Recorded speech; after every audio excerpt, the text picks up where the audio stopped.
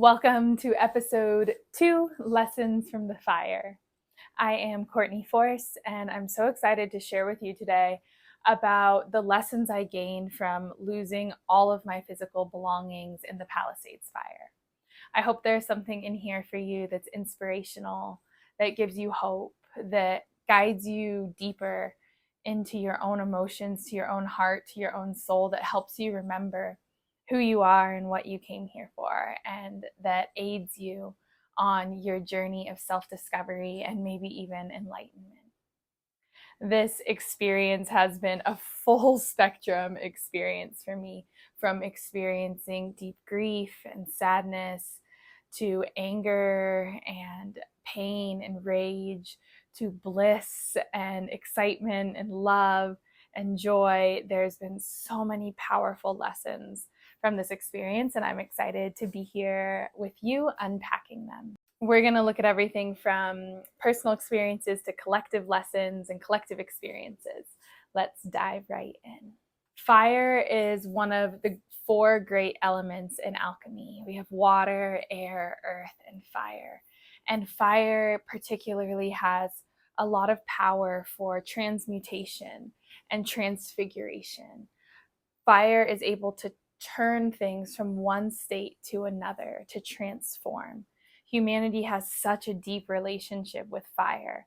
The evolution of our consciousness is deeply related to our relationship with fire.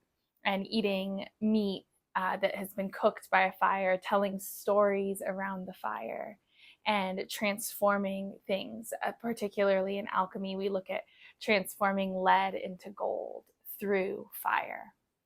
And gold remains gold in the fire. And I think that's a really beautiful metaphor for the way that that which is pure within us remains unburnt in fire.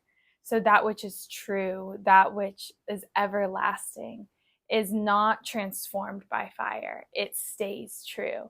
And it's only the impurities that are burnt away. It's only that which is not true that is transformed into something more true. So this experience for me has been a full trial by fire and initiation by fire. I don't look at the difficult experiences that come into my life as punishments for something I've done wrong, but rather trials or initiations into the next version of myself. And this has been both for me. I was talking to a friend and I was telling him that, that this is kind of like game day for me. It's a way for me to put all of my practices, everything I've been practicing with, everything that I do for my mental health, for my alignment, for my ability to stay grounded and centered, for my inner peace, for my ability to meet challenges in life. I do it all to prepare for when these challenges come so that I can meet them with the most strength, the most ease, and the most grace. So in a lot of ways, this was a trial for me. It was a way for me to see my practices in practice. And then in other ways, it was an initiation. One of my other good friends, who's been an ally for me through the fire, has been telling me to treat this burning of all of my physical belongings, 95% of my physical belongings, as a puja, as a fire ceremony, that whatever was burnt was an offering from me to the fire for the next stage of my growth and evolution. And so in a puja ceremony, we say swaha, swaha, swaha, as we release prayers, as we release offerings into the fire. So anytime that I've been feeling pain or sadness around a special object that I've had since childhood, or a sacred object that I work with in my spiritual practice, or my plant friends, some of which have been with me for 7 or 8 years, I just swaha. I make it an offering. I make it a release, a letting go into the fire. And that has helped me to feel a sort of peace with it all. I like to think that everything that has been offered to the fire will come back times 10. That's what a lot of people are saying for fire victims or people who have lost everything, whether that's that it was stolen or in a fire or maybe in a breakup, or, there's so many different situations that we go through in life that are losses for us. We all experience loss in this life. And I wonder if more of us treated these losses as offerings, as releases, as initiations into the next chapter of our life, as necessary parts of our journey to let go of what no longer is serving us, so that we can receive that which is going to serve us more on the next stage of our journey. And through this process, I've received so much love, so much care, and so much support from beautiful friends and community members. And for me, that is more valuable than any object that I own. The real treasures of life can't be burnt in a fire. For me, there's a beautiful Bible verse. I grew up Christian, and Matthew 6:20, it says, "Store up for yourselves treasures in heaven, where moths and rust cannot destroy them, and where thieves do not break in and steal." And so for me, the true treasures of my life are my faith and my trust, my spirituality, my work, the work that I do with other people, the friendships I've built, the love that I share with the people that care about me. And so in this loss of my physical belongings, I've received so much of what I truly treasure back. And so in a lot of ways, this experience for me has been more of a gift than it has been a tragedy. And it's been a little bit hard for me to stand in the truth of that when so many other people are experiencing the deep pain and sadness and tragedy of this situation. In the past, I would take on other people's projections and take on other people's emotions. But through this experience, one of the great lessons I've learned is keeping my own boundaries, protecting my energy. And part of what that means for me is not taking on other people's emotions and other people's experiences and making those my truth, or making myself feel guilty or bad that I don't feel the way that other people feel. Because our experiences are our own, and it's really important that we guard them and let them be whatever they are. I've really learned that through this fire, because it could be so easy for me to slip into victim mindsets of poor me, and what did I do to deserve this, and and go into those lower frequencies and vibrations. And instead, I've just been guided to anchor in and stay in my truth and stay in the frequency that resonates with me, and not be pulled out of that for anything or anyone. I had an experience of a lot of people reaching out to me, a lot of people, wanting to come to my support and express their love for me and be there for me through this experience. And it's been so beautiful, and I'm so grateful for that. It's like I said, it is one of the great treasures of my life, the love that I share with other people. And then at the same time, I was able to see when people were reaching out with hooks, with alternative agendas. They were checking on me, but really they were hoping to get some of my energy for themselves. And it's okay that, this is a part of being human. I don't have any judgment for it. We all do this at different times when we need something or want something from someone. We might like, hey, I'm checking in on you, but really I'm looking for this, right? And I became really aware of that through this process, and really clear that I'm not available for that, that I don't owe anyone anything other than what the truth is of my experience. So that was a really powerful lesson from the fires as well. One of the big things for me in this experience has been staying centered and staying grounded amidst all the chaos around me. Through my work, I've seen how trauma is created when we disconnect from the body and disconnect from our experience, because it's so overwhelming that we can't handle it. And that creates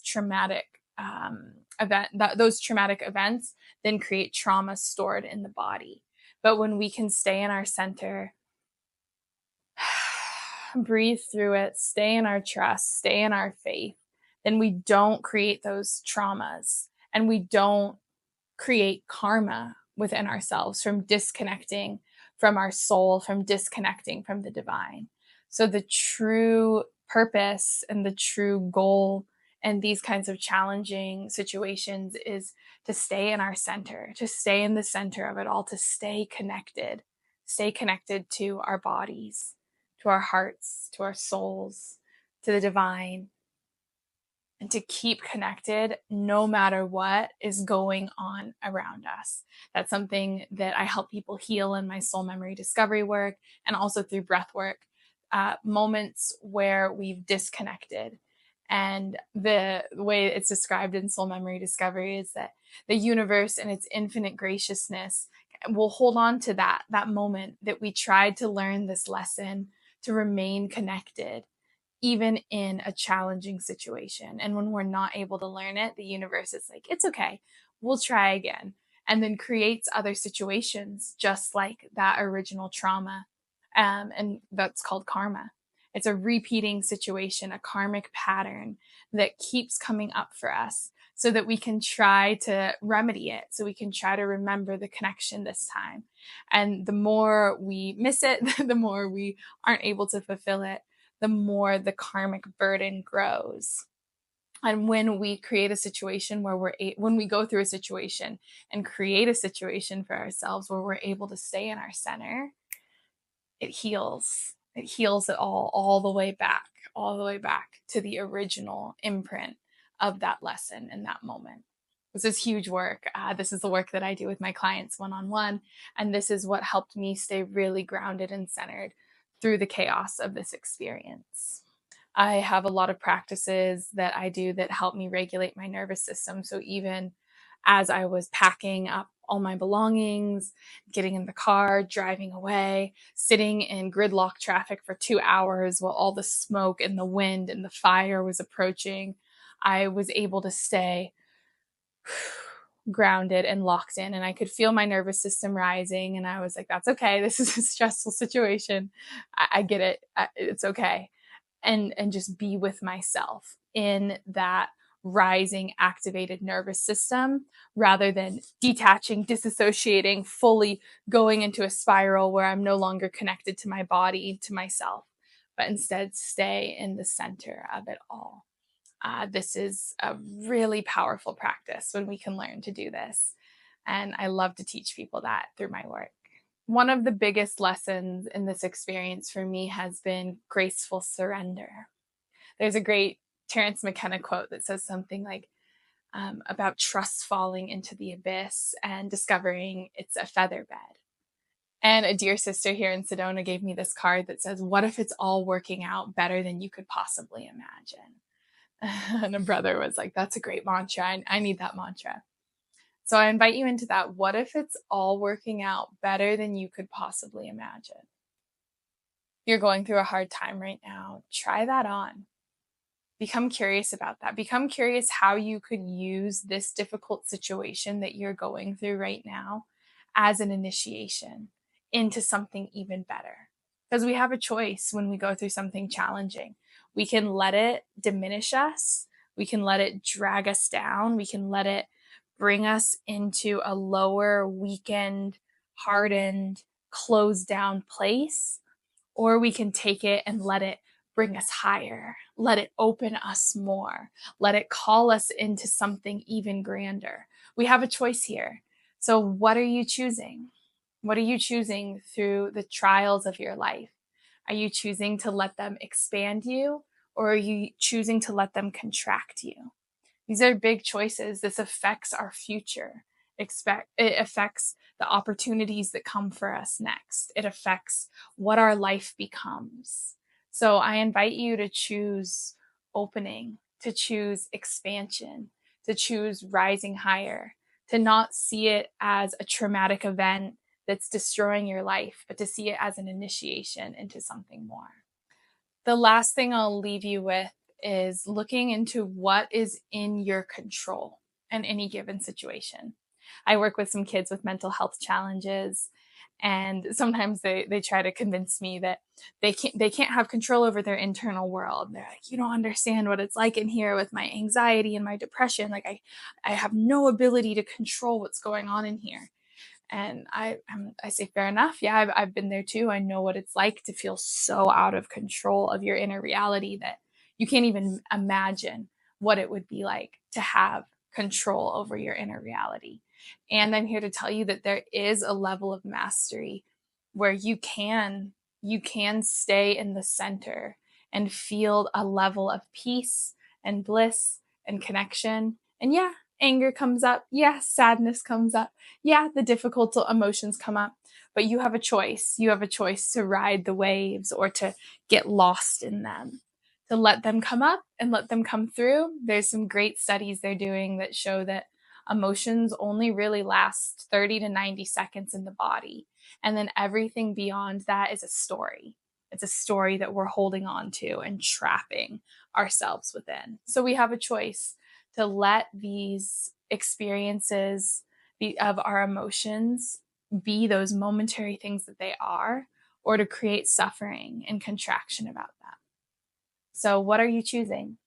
Our external experience is not always in our control, but we can control our internal world, and we can have a level of mastery there that creates a lot more peace and changes everything in our life. We can change the stories that we're telling ourselves about our reality, and that changes everything. So if you know someone who's been affected by a recent tragedy or loss, send this to them, share this with them so they can find some hope and inspiration and a higher perspective amidst life's challenges. Thanks for tuning in.